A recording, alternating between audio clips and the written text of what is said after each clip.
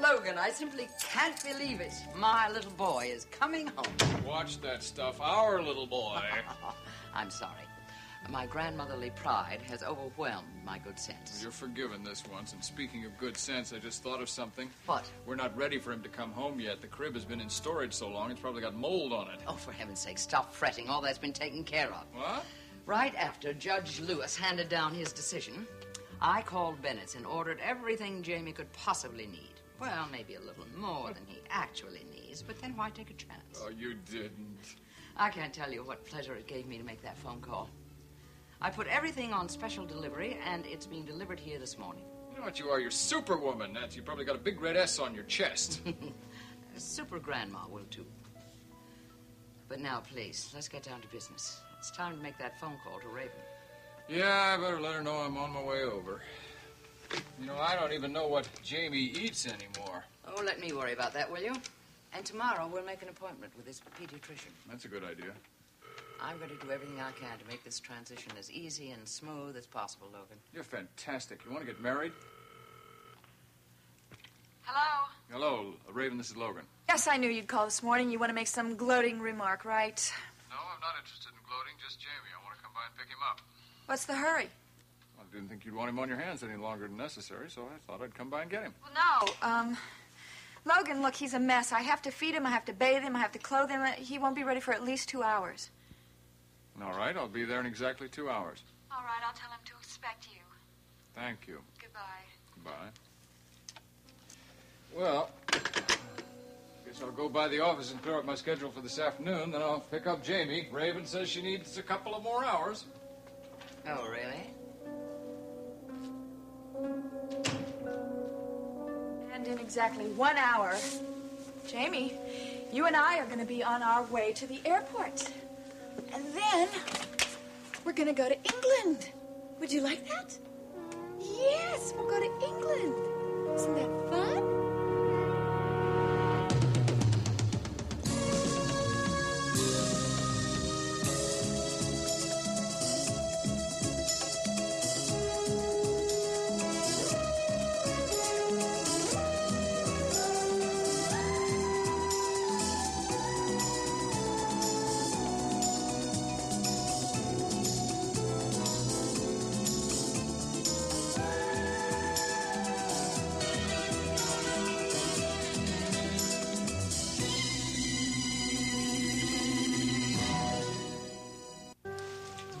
It's funny, you know? What is? Well, starting the day off like this. With you cooking me breakfast and my heading out the door toward the office. It's almost like we were married. Oh, not quite. For one thing, this isn't our house. And for another, you're going to your uncle's office, not yours. Well, that's true. And if I was going off to work, you'd be kissing me goodbye. Have a nice day, Kelly. Can I have a kiss? Goodbye. Bye. Hurry up, because I want to check on my sister. Okay, call you later.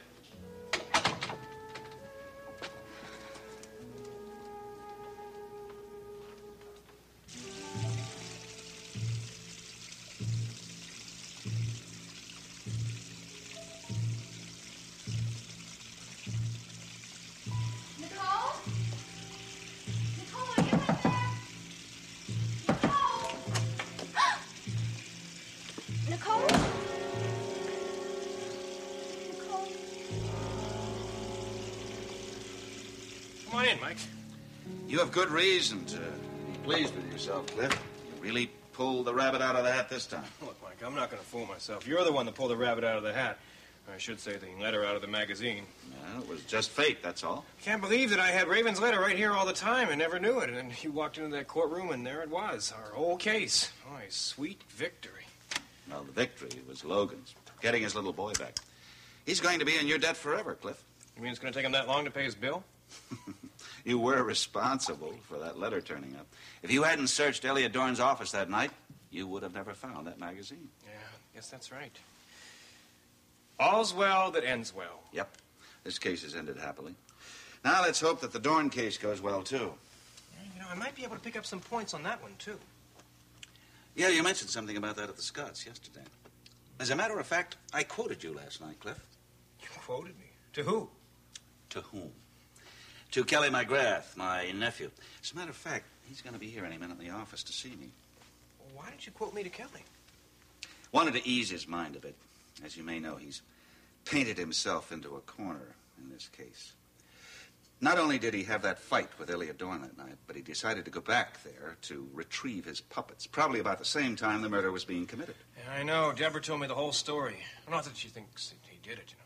She has great instincts, Mike, and she doesn't see how he can be involved. It's all too obvious. Well, just because something is obvious doesn't make it false. Yeah. Logan used to say that all the time, too. Anyway, Draper's talked to Kelly. But if you have any ideas... I do, Mike. I'd like to take Kelly on as a client. Well, he's not a client yet. Well, I'd like to ask him a few questions anyway. I'm very interested in this Elliot Dorn thing. Well, I told Kelly that you have an idea who might have committed the murder. You're not ready to reveal your theory yet, are you? No, Mike. I'd rather wait, you know, get all my ducks in a row, so to speak. Of course, Sherlock Holmes never produced a solution until he had all his facts. Elementary, my dear Watson. You simply invite all the guests into the living room. All the suspects, Holmes, and then you spell it out for them step by step. And then you tell them one by one why they didn't commit the murder. Until you get to the real murderer. And then you point the finger.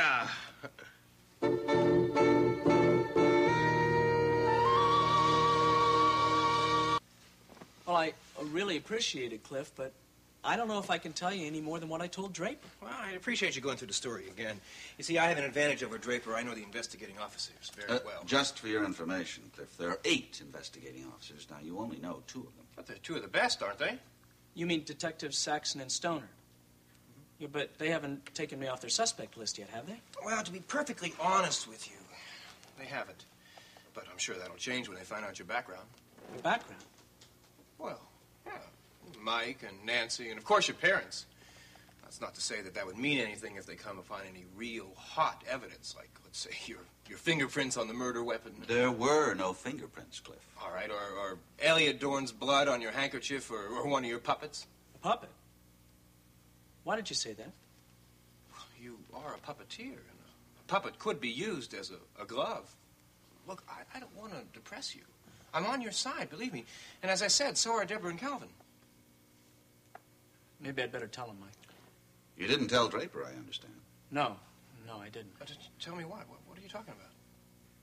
About my background. See, when I was in Rome, I got into some trouble over a young lady. Ah, beautiful senorita, huh? Wrong country, Cliff. No, she wasn't Italian or Spanish. She was American. She's the daughter of a diplomat. You know, I thought Karen was really into me until I found out that she had another boyfriend. He was Italian. She was using me to try to make him jealous. Turned out she was playing a dangerous game.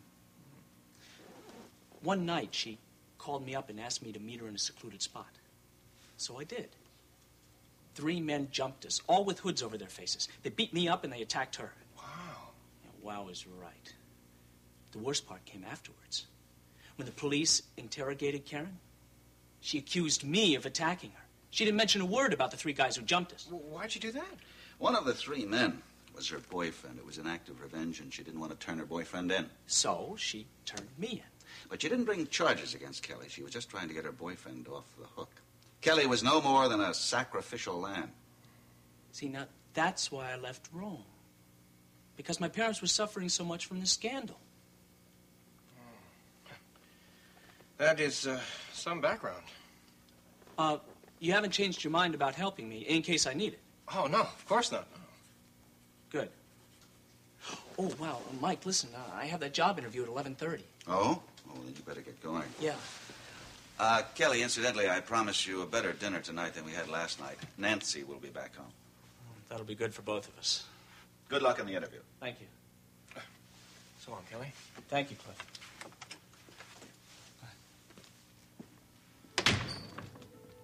Well, Cliff, still enthusiastic about your assignment? Well, yeah, I know who killed Elliot Dorn, and it wasn't your nephew. Just I wish all that stuff in Rome didn't happen. Well, we can't change the past. No. Did he tell you this story, or did you find it out from somebody else? Eventually, he told us about it, but only after his parents had written to us about it. And you sure that it happened the way he said? We assume it did. I mean, can't believe him, Mike. I wish we had some evidence to corroborate his story. Oh, Anna, can you give me the AP here in Monticello? Who are you calling, Clint? A friend of mine, Pete Carstairs. I played football with him in college. He wasn't very good.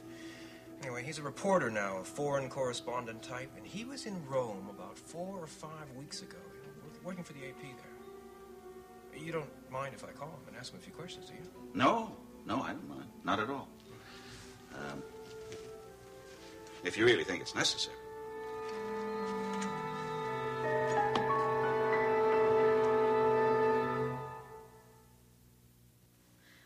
I feel like an idiot. I mean, slipping in the bathtub and bumping my head. Yeah, but you didn't slip in the tub. You weren't even in the tub yet. Well, don't expect me to remember details. Jody, what do you remember? What was that made you go in there looking for Nicole in the first place? Well, I was worried about her. She was taking an awful long bath. So I just decided to go in and see if she was okay. You weren't feeling well. You told me that yourself. What was same old stuff? Weakness, dizziness? I was feeling a little bit achy, and I thought a hot bath would make me feel a lot better. And as a matter of fact, I still think a hot bath would make me feel a whole lot better. So why don't you two just leave me alone so I can... I don't have any intention of leaving you alone. If nothing else, you must have given yourself a bad crack on the head when you fell down. I don't feel anything. Does it hurt? No, it feels a lot better. Listen, I told Jody I didn't think it was necessary for you to come. I knew you'd just take it too seriously, and I see you have. I take anything that happens to you seriously, especially when you almost break your neck. Well, I don't know. The floor may have been slippery. I might have dropped some soap. All right, now look, I want you to be completely honest with me. Did you slip? No. I was pushed. Are you satisfied? Please, I just want to know whether you had a dizzy spell, if you fainted. No, I didn't faint. You're sure? Yes, I am sure. But I was dizzy. And I think that's why I slipped. I was standing at the sink, and I was washing my face, and I put the towel over my eyes, and I became very disoriented, and I didn't know where I was, and I think that's when I lost my balance. So you didn't slip on any bar of soap? No, I don't think so. Do you want me to get that? Yeah, please. All right, listen, I'm not going to yell and scream at you. Hello? You're anemic. You have the right to have a dizzy spell once in a while. Who's calling, please? Well, I'm glad you're not going to make a fuss. Well, I didn't say that, did I? Miles, it's for you. All right, let me get it downstairs. You stay here and you take care of slipping, Beauty. No. He'll be with you in a moment. Come on.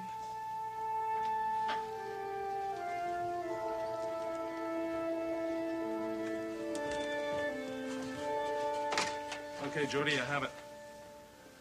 Yes, Jeremy. Thanks for calling back. Well, it's Nicole, of course. She's had an accident. She says she slipped in the bathroom, hit her head, knocked herself out. No, of course I don't think it's that simple. I think it would have happened wherever she was. I'm afraid she may be worse. Okay, baby, you're next. Now, don't fuss, because you and I are gonna get in a taxi cab, and we're gonna go to London to visit the Queen. Maybe, if everything works out all right, I'll be the Queen, and I can buy Buckingham Palace, and we can live there. Would you like that? You would? I told the taxi driver to call on the intercom. Hello, Raven. I hope you don't mind if I come in. What are you doing here? Well, I see you're all prepared. I assume these are Jane's things. Yes, I told Logan that he would be ready in an hour or two. And I see you've packed his things in your best luggage. That's all I have is my best luggage, and don't worry, I expect Logan to return it. Yes, of course. Well, I must say you look very well. Well, thank you. I didn't think I should be a bad sport. What I want to know is, why are you here? I thought I could be of some help to Logan, to both of you, for that matter. I thought I'd be able to make the transition a little bit easier for all of you. Exactly how? By finding out what Jaimey is eating these days, about his schedule, his routine, his clothing, and so on. Look, I thought Logan got custody, not you. Logan is bound to be a bit confused for a time. After all, he hasn't been around his son for a good many months, as you well know. So he sent you for a crash course in baby care. My dear, you are the last instructor I'd seek in that subject. And no, Logan did not send me. He doesn't know a thing about it. He's at his office. Yes? Mrs. Swift? Yes. Taxi's here. I'll be waiting downstairs for In you. a little while. Look, will you please leave now? I have about 1,000,000 things to do. Raven, I see no reason why you should adopt this kind of negative attitude. Not now. Will you get out of here? I do not want you in my house. Haven't I made that clear? What's happening here? All this luggage. Surely Jaimey doesn't have this much clothing. Raven, these are your things. Of course they are. I'm going on a trip. Just as soon as Logan gets Jaimey. I need a rest. Now, what's so strange about that? I don't know. There's a taxi waiting out there. You were planning to leave. Oh, don't be Where ridiculous. in heaven's name do you think you're going? For your sake, I hope you're not planning to do anything illegal like trying to kidnap Jaimey a second time. Are you crazy? I wouldn't do that. I don't want to go to jail. The taxi is probably for another tenant. That call from the lobby, that was from the taxi driver. He addressed you by name. All of this luggage is packed. Get out of here! If you don't, I am going to use the phone and call the police and have you thrown out! Very well, Raven. I'll leave. But on my way out, I will ask the taxi driver if he is waiting for a Mrs. Swift and son, destined for the airport. And if he is, I can assure you, I'll call the police myself. No, don't go! Geraldine, please look. I'm his mother. Don't you see how hard this is for me? He's my baby. Jaimey, I don't want to lose my baby. Not a bad performance, Raven. Now you can stop all this nonsense and unpack these bags, because you're not going anywhere. I'm dismissing that taxi. And then the three of us are going to sit down and wait right here until Logan arrives.